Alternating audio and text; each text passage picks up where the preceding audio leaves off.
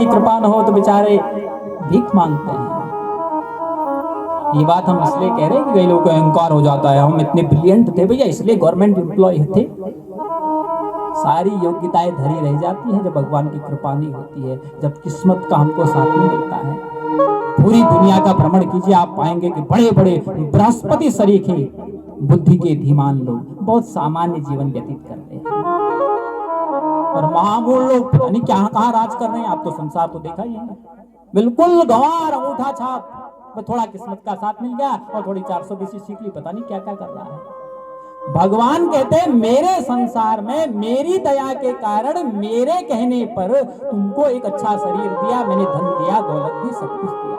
तुमको बस एक काम करना था, एक भाव रखना था कि महाराज आप ही का दिया हुआ संसार है, आप ही का दिया हुआ ये शरीर है, आप ही की दी हुई ये बुद्धि है, और वो जो मांगने वाला आ रहा है ना वो भी आप ही का आदमी है। तो महाराज आपका पैसा मेरा पैसा, वो जो मांगने वाला है वो भी आप ही का।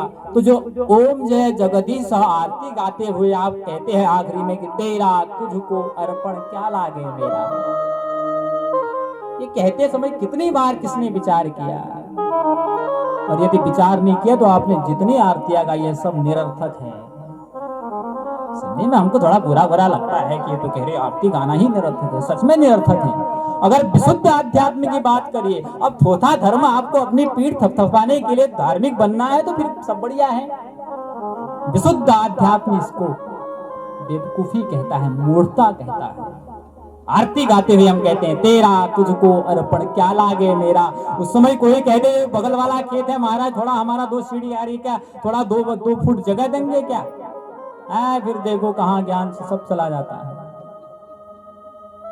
तो इसी को कहते हैं मूढ़ता। जैसे कल वो कबूतर वाली कहानी था ना, वो जीवन भर रटता है कि जाल में नहीं बैठेंगे नहीं बैठेंगे, पर जिस दिन शिकारी जाल बिछाता है उस दिन बैठ ही जाता है, फंस जाता है, फंसने के बाद फिर बोलता है कि शिकारी आएगा तो जाल में नहीं बैठेंगे। ऐसी मूड हम आप लोग हैं, और ये सत्यता है, हम आपकी सत्यता है।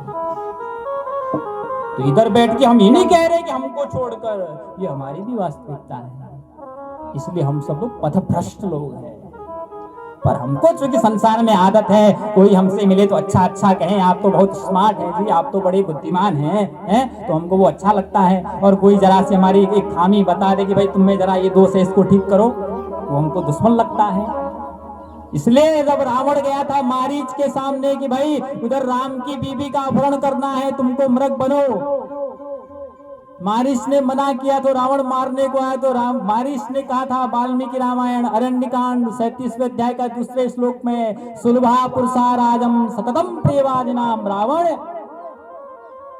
तुम्हारे मुख पर अच्छा कहने वाले संसार में बहुत लोग मिल जाएंगे, अप्रियस्य च पथ्यस्य वक्ता श्रोता दुर्लभ, तुम्हारे मुख पर तुम्हारे हित की बात वो भले सुनने में तुमको गलत लगे, ऐसा वक्ता और ऐसा श्रोता संसार में दुर्लभ है। हमको तो वक्ता भी ऐसा चाहिए कि जो हमारी वाहवाही करे, डॉक्टर भी ऐसा चाहिए जो हमारी